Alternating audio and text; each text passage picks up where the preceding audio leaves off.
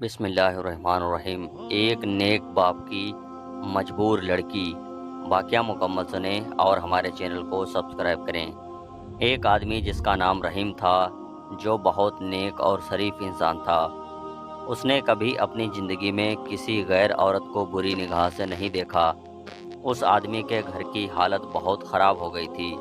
نوبت یہاں تک پہنچ گئی کہ گھر میں فاقے ہو گئے۔ اس آدمی کی ایک جوان بیٹی تھی۔ جب فاقے حد سے بڑھ گئے تو وہ لڑکی اپنے چھوٹے بہن بھائی کی حالت دیکھ کر بہت پریشان ہونے لگی۔ اس کے دماغ میں طرح طرح کے سوال اٹھنے لگے۔ اس نے سوچا، میں کیوں نہ گھر میں سے نکل کر کسی کام کی تلاش کروں جس سے میں اپنے گھر والوں کا پیٹ بھر سکوں۔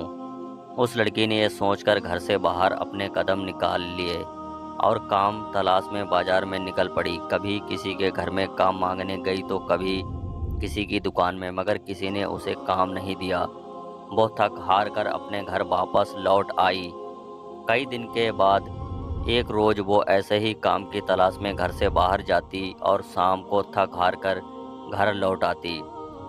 جب کبھی بھی اسے کوئی کام نہیں ملا تو وہ لڑکی غلط قدم اٹھانے پر مجبور ہو گئی۔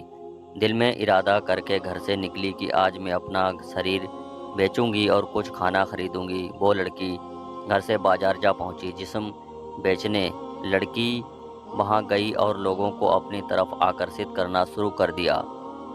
وہ لوگ اپنی طرف آکرشت کرنے کی کوشش کرتی رہی، لیکن کسی نے اس پر دھیان نہیں دیا۔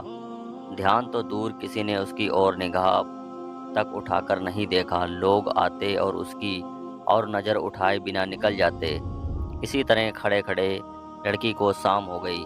وہ پریشان ہو کر گھر کی اور قدم بڑھانے لگ گئی۔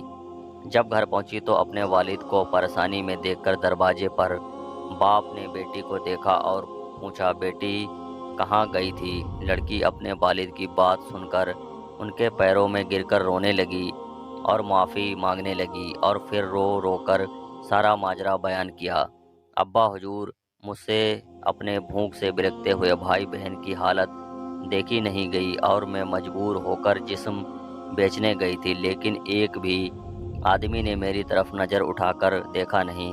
پوری بات سننے کے بعد باپ نے اپنی بیٹی سے کہا کہ بیٹا، تمہارے باپ نے آج تک کبھی کسی غیر عورت کو آنکھ اٹھا کر نہیں دیکھا، تو یہ کیسے ہو سکتا تھا کہ کوئی تمہیں نظر اٹھا کر دیکھتا؟ سبق: اسی لیے اپنی گندی نگاہ کسی عورت پر مت ڈالو، کیونکہ نظر گرم بیج ہوتا ہے، جیسا بوؤ گے کل کو ویسا ہی پاؤ گے۔ آج آپ اپنے آپ کو خبردار کریں گے تو کل تمہاری اولاد بھی محفوظ رہے گی۔ ایسے ہی سچے قصوں کے لیے ہمارے چینل کو سبسکرائب کریں۔ ملتے ہیں ایک نئے واقعے کے ساتھ، تب تک کے لیے اللہ حافظ۔